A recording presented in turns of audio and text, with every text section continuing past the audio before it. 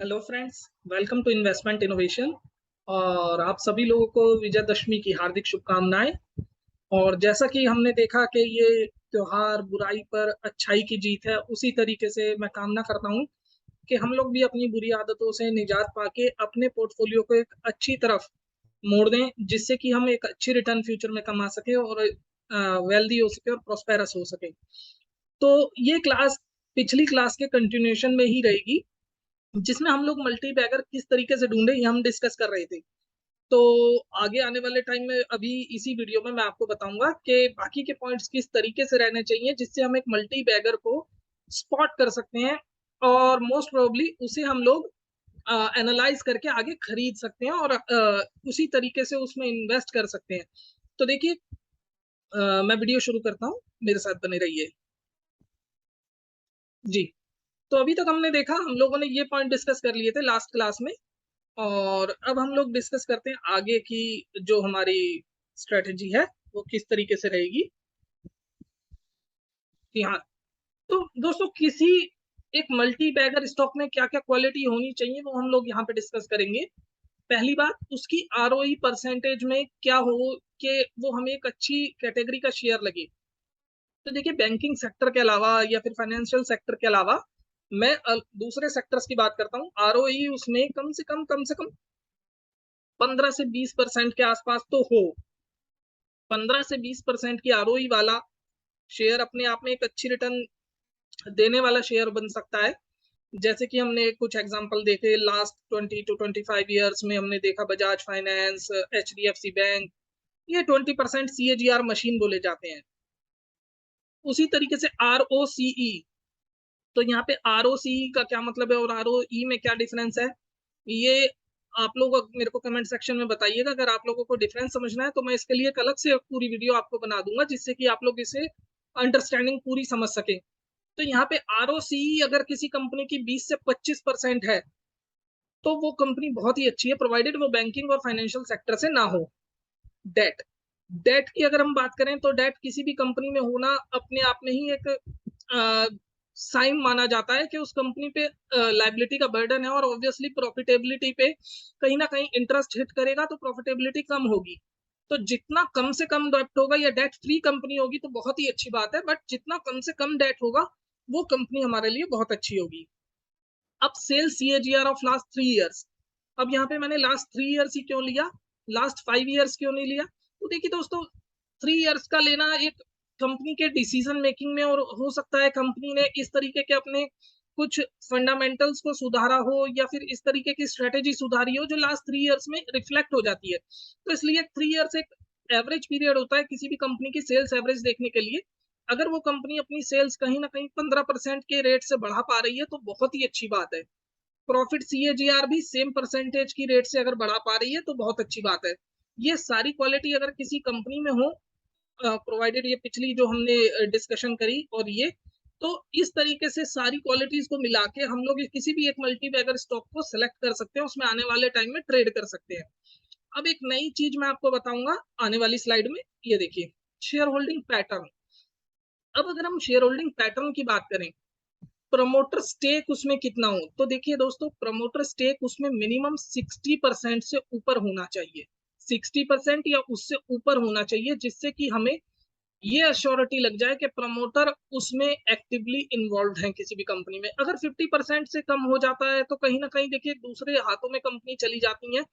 देखिए, एक्सेप्शन हर जगह मिलेंगी, बट एक जो थ्रेशोल्ड लिमिट है जो हमने अपने लिए सेट कर रखी है वो 60% है।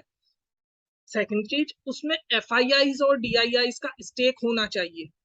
एफआईआईज और डीआईआईज का स्टेक होने से क्या होता है, एक कंपनी में अश्योरेंस और मिल जाती है कि हाँ, इसमें एक्टिवली इन्वेस्टर्स इंटरेस्टेड हैं।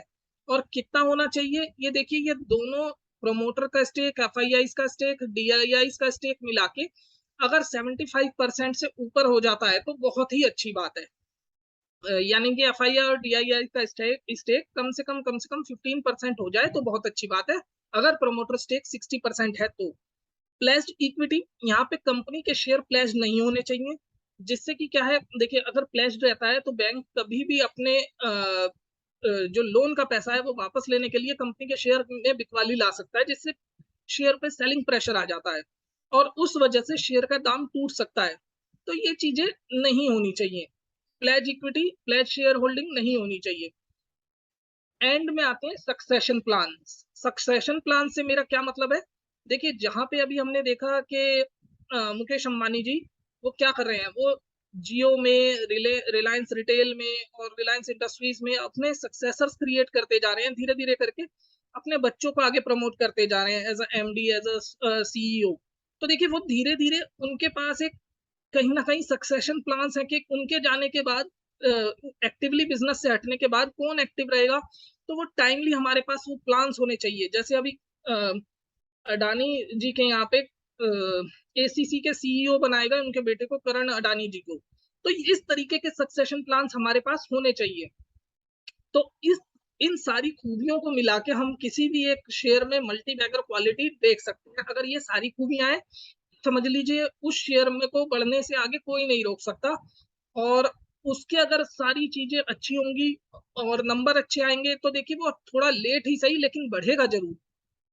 इसके अलावा मैं आज आपको एक इस तरीके का एग्जाम्पल देने वाला हूँ जो आप लोगों को हैरान कर देगा। यकीन मानिए आप लोगों को चकित रह जाएंगे उस एग्जाम्पल को देख के, क्योंकि मैं जो एग्जाम्पल देने वाला हूँ वो सिर्फ आपकी 10,000 की इन्वेस्टमेंट को कितना बढ़ा सकता है। इन्वेस्टमेंट को, नॉट अ ट्रेडिंग, इन्वेस्टमेंट को किस तरीके से बढ़ा सकता है आप यकीन नहीं मानेंगे। अगर मान लीजिए मैं वो एग्जाम्पल आपको दिखाऊं, तो देखिए मैंने आपके लिए बना भी रखा है। 1/1/2000 में, सन 1/1/2000 में अगर मान लीजिए हमने उस शेयर में 10,000 रुपए इन्वेस्ट करे होते। मैं डिस्क्लेमर दे दूं, बहुत से लोग ये कहेंगे ये विप्रो है, लेकिन ये विप्रो नहीं है। तो यहाँ पे अगर हमने 10 रुपए इन्वेस्ट, 10,000 रुपए इन्वेस्ट करे होते और उस टाइम शेयर प्राइस था 1 रुपये उस कंपनी का, तो हमारे पास share, total number of shares कितने थे, 10,000। सन 2000 में हमने 10,000 रुपए इन्वेस्ट करे। उसके बाद कंपनी ने यहाँ पे दिया, स्प्लिट दे दिया। स्प्लिट की वैल्यू 10 रुपीज से 5 रुपीज हो गई उसकी फेस वैल्यू। तो यानी कंपनी ने जितने भी शेयर थे उनको डबल कर दिया, यानी हमारे पास 20,000 शेयर हो गए। अब इसके बाद हमारे पास 2005 में कंपनी ने बोनस डिक्लेयर कर दिया 1:1 का। 1:1 मतलब जिसके पास भी 20,000 शेयर थे उन्हें 20,000 शेयर और मिल गए। हमारे पास कितने हो गए, 2 गुना हो गए हमारे शेयर, यानी कि 40,000। इसी तरीके से सन 2000 में भी कंपनी ने 1:1 का बोनस इशू करा, 40,000 के हमारे पास 80,000 शेयर हो गए। और यहाँ पे 2010 में जब कंपनी ने तीसरी बार बोनस इशू करा तो 80,000 के हमारे पास 1,60,000 शेयर हो गए।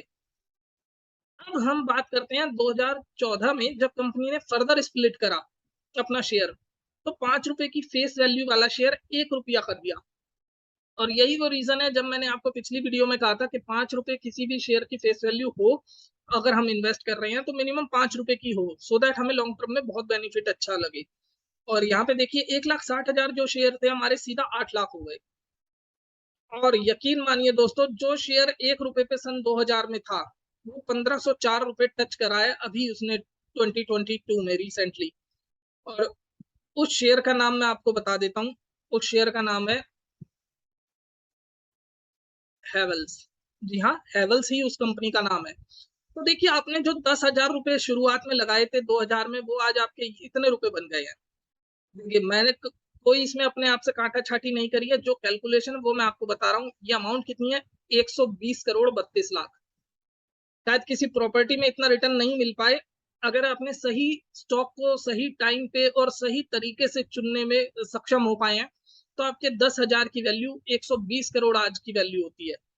और ये तो दूसरी बात है दोस्तों, ये देखिए 52 लाख रुपए का तो इस कंपनी से आपको डिविडेंड ही मिल गया इस साल में 2021 में।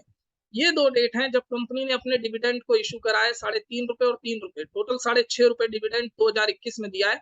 और आपके 8 लाख शेयर पे अगर 6.5 रुपए से मैं मल्टीप्लाई करूं तो 52 लाख रुपए आपके पास खाली डिविडेंड आ जाता है। तो आपकी 10,000 की जो राशि आपने एक तरीके से पौधे के रूप में लगाई थी, वो पेड़ बन के पूरा 120 करोड़ रुपए का पेड़ बन के उभरा है। और उसमें से 52 लाख का फल आपको हर साल दे रहा है। और कैपिटल एप्रिसिएशन की तो अलग ही बात है।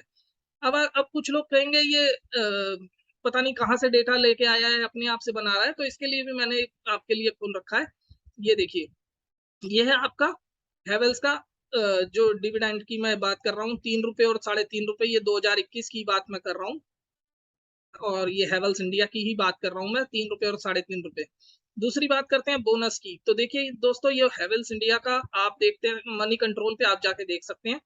बोनस की डेट मैंने आपको जो बताई 2005, 2006, 2010 1:1 की रेशो में 3 बार इसने बोनस करा।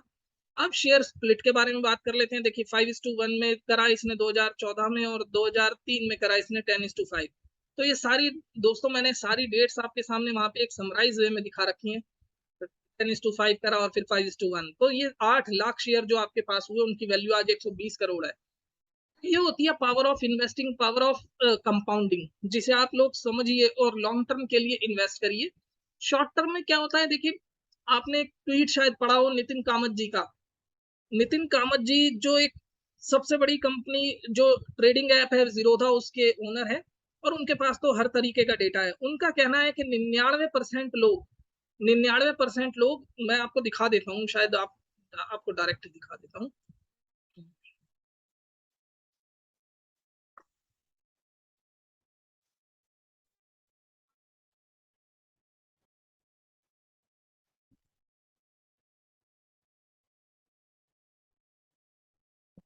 देखिए देखिए दोस्तों, यहाँ पे सीधा सीधा उन्होंने क्लियरली मेंशन करा है। देखिए, आई एम सरप्राइज। ओके, ये मेरे को आगे नहीं बढ़ने दे रहा। हम्म,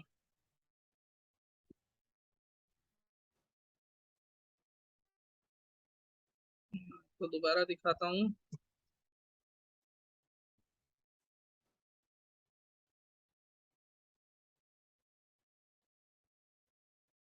हम्म, इन्होंने यहाँ पे ये ट्वीट कराया, मेरे को ये ट्विटर पे अंदर नहीं जाने दे रहा है अभी, क्योंकि मैंने लॉगिन नहीं कर रखा है। चलिए यहीं से दिखा देता हूँ। देखिए, ये 1% लोग भी, एक्टिव ट्रेडर्स जो है वो बैंक डिपॉजिट से ज्यादा कमा पाते हैं।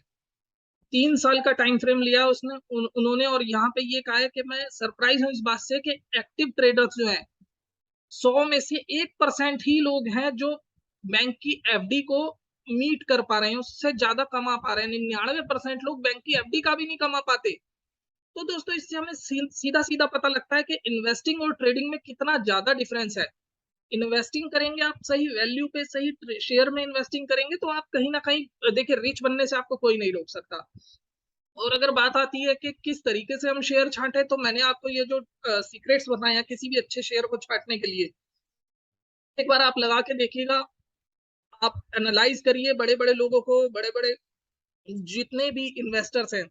देखिए यूट्यूब पे इधर उधर की वीडियो देखने से अच्छा हम उन लोगों के इंटरव्यूज पढ़ें, जैसे मुकेश अंबानी हैं और आनंद महिंद्रा जी हैं। देखिए ये बड़े लोग हैं, बड़ी बातें ही करेंगे। अगर इनके मुंह से आधे घंटे का इंटरव्यू जो निकल रहा है, उसमें जितनी वैल्यू निकलेगी, वो शायद आपको किसी मूवी या किसी उससे नहीं, किसी किताब से भी नहीं मिलेगी। तो इस तरीके की वैल्यूएबल बातें जब आप सुनेंगे, आपको इनकी सोच का अंदाजा हो जाएगा, आपको इनकी समझ का अंदाजा हो जाएगा कि ये बिजनेस को किस एंगल से देखते हैं और किस तरीके से बिजनेस अपॉर्चुनिटी को समझते हैं। तो इनके जितने भी इंटरव्यूज हैं, कोशिश करिए उनको समझने की, उनको एनालाइज करने की। तो इसी के साथ मैं आज का वीडियो ओवर करना चाहूंगा, बट इस डिस्क्लेमर के साथ कि हैवेल्स में मेरी कोई बाय या सेल की रिकमेंडेशन नहीं है। बट अगर आपको बाय या सेल ही करना है, तो अच्छी कंपनियों में इन्वेस्ट करिए सिर्फ। और इस तरीके से किसी भी सोशल मीडिया पे किसी भी तरीके के ट्वीट पे कि आज मैंने ये खरीदी, ये अच्छा लग रहा है, ये नेक्स्ट बजाज फाइनेंस हो सकता है, तो यार नेक्स्ट बजाज फाइनेंस ही क्यों, बजाज फाइनेंस ही क्यों नहीं। हम नेक्स्ट ढूंढने के चक्कर में रह जाते हैं, जिसकी वजह से वो अच्छी कंपनियां भी हमारे पास से निकल जाती हैं। तो आपने सिर्फ सीखना है, और मेरे साथ रह के सिर्फ सीखना है। और अगर ट्रेड करना है, तो अपने एडवाइजर से डिस्कस करने के बाद ही किसी शेयर में बाय या सेल की पोजीशन ले। बट अगर सब्सक्राइब नहीं करा है, तो सब्सक्राइब कर लें और दोस्तों के साथ भी शेयर करें, जिससे वो भी कुछ वैल्यू इन्हांसमेंट कर पाए और आगे समझ पाए चीजों को। Thank you friends, thank you for the day.